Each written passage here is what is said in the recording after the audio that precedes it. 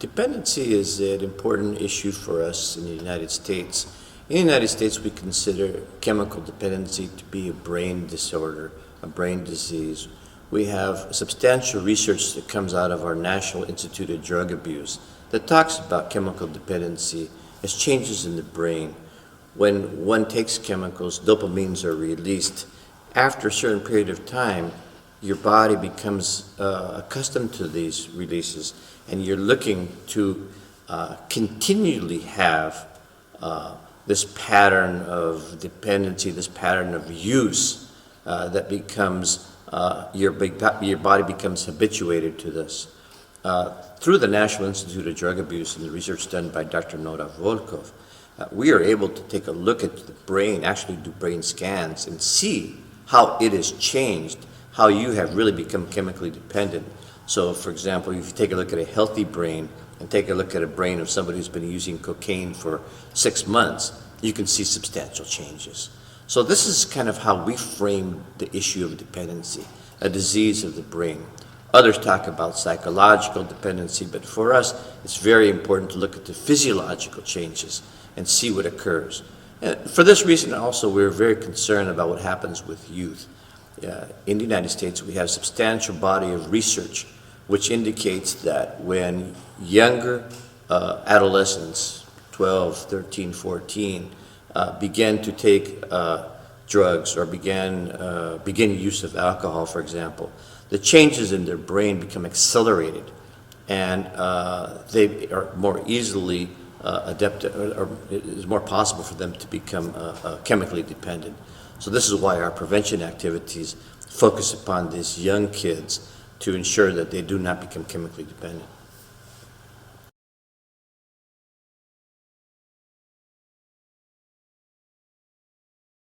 So we have identified a variety of risk factors that occur in different domains. There are risk factors for individuals, for families, for peers, for schools, and for communities. It is important for us to try to adjust risk factors in each of these different domains. So, for example, for family, we have programs that are prevention-oriented for families, for individuals. At CADCA, we look at community-level risk factors that focus upon the entire environment of a community.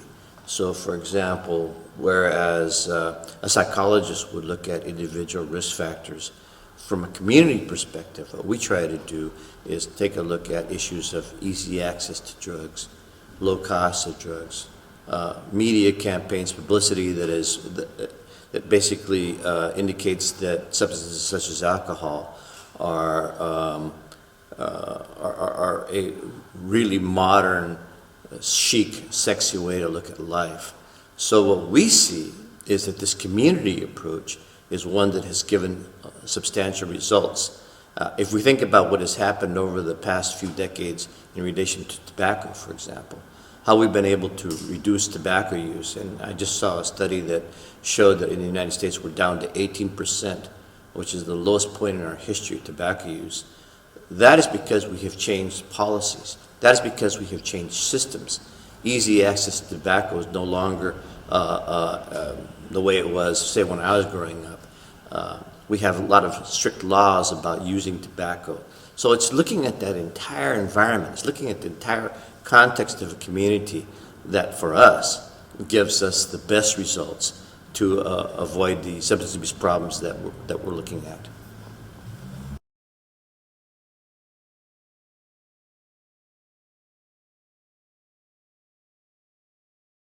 Well, and I think that's an important question to look at quality of life, because so often we look at things as substance abuse, for example, and we only focus upon the negative aspects. But really what we're looking at is promoting health, promoting individual health, promoting community health. And I think that we need to adapt policies that are pro-health, not just punitive policies. We need to look at issues of chemical dependency as a public health issue, not simply a law enforcement issue. So if I had to do anything, I would make the focus upon public health, community health. Because too often we see that people want a police response well, we should lock up these people, put these people in jail. Our approach is not putting people in jail, but, for example, providing them the services they need, providing them with treatment if they need treatment, providing them with interventive services if that's what is required. So I think, for me, the important thing is to frame the problem within a public health context, not a criminal system context.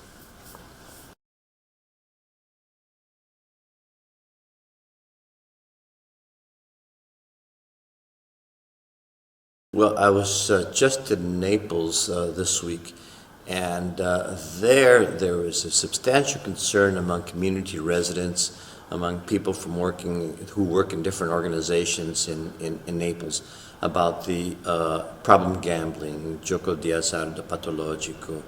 And they described to me many forms of gambling that take place, from the machines to lotto to betting on soccer matches, that there's a substantial problem. And indeed, they had data that indicated that betting, problem gambling, was approximately 12% of a household's budget.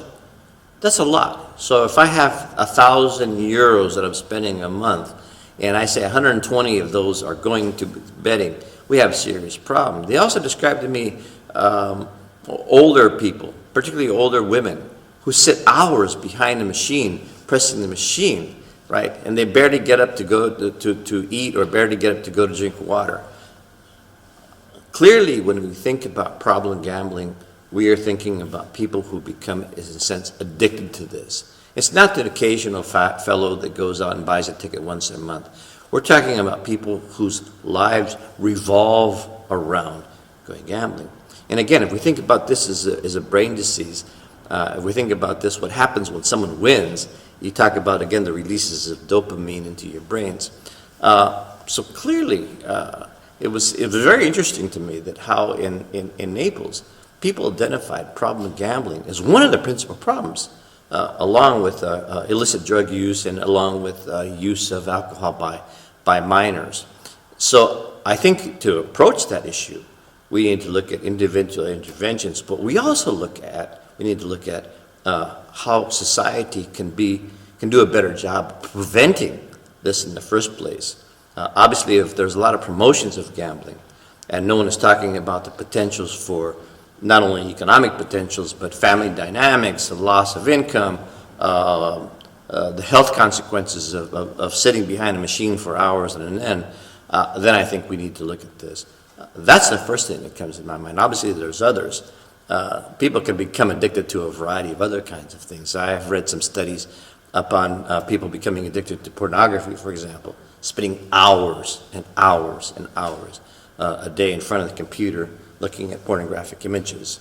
And in a sense, treating those is simply, it is another form of treating addiction.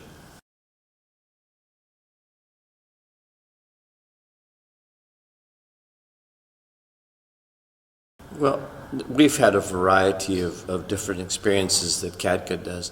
CADCA is an international organization that is currently working in 19 countries. And what we do around the world, from Latin America, Europe, and Asia, United States, North America, and we have a variety of different experiences in looking at the different substances. For example, in the Americas, Latin America, North America, the biggest problem we find is problems with alcohol. Alcohol is an illicit substance. It's a legal substance, but it is the one that is causing, at this point, the greatest amount of problems. And we also find that kids start off with alcohol, and then they really do move on to other substances. So in those contexts, what I find is very, very important is to reduce the use of alcohol by minors. And people are doing that by trying to reduce the illicit sales of alcohol. You go into some of these countries, and virtually all of the stores, all of the markets, all of the bars, all of the discotheques let minors in. We're talking about young kids, 12 years old, 10, 11, 12 years old, who are able to go to a market and buy beer and buy whatever they want without anybody ever asking for any kind of documents. In Asia, we're working in the Philippines. There, the problems are more chemical drugs. For example, methamphetamines is a big problem. And what we're doing there is working with communities to try to develop awareness campaigns about how methamphetamine use can cause a variety of health consequences. So again, we've had different experiences. We know that prevention works. We know that you can reduce the levels of drug and alcohol use, particularly among youth, which is our target population. At CATCA, we are dedicated to the protection of youth. That is one of our key philosophical points. We feel societies must protect youth. And to do that, we feel that all elements of society must be involved, not just law enforcement, not just teachers, not just other educators, not just health workers or people that are in public health, but also businesses, churches, parent groups, sport groups. All of these groups need to come together, and that's what we do in our coalitions. Bring them all together with a single goal of trying to reduce drug use, to reduce the problems caused by drug use, and particularly among our youth populations.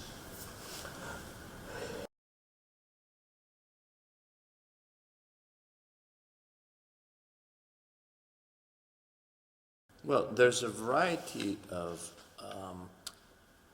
organizations, national organizations, that are dedicated to changing our marijuana laws in the United States. And in the United States, actually, a lot of the legislation is by the states.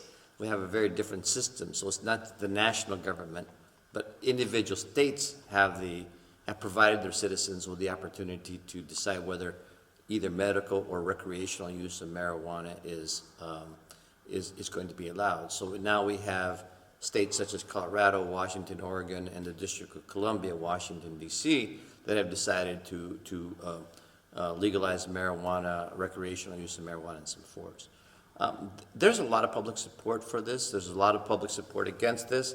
There's national organizations, there's international organizations, there are individual finance people. I think some of the arguments are very interesting, that our prisons are full of people who are convicted for drug use rather than these people being in, for example, our treatment system. There are arguments that certain groups, minority groups and racial groups, are profiled by the police, and that these folks are unfairly targeted, and the use of drug laws, particularly marijuana laws, are part of that whole process that needs to be changed. At CATCA, we don't take positions on drug policies. We're dedicated to prevention, so our focus is upon helping people understand what prevention is all about. And again, the whole notion of protection of youth.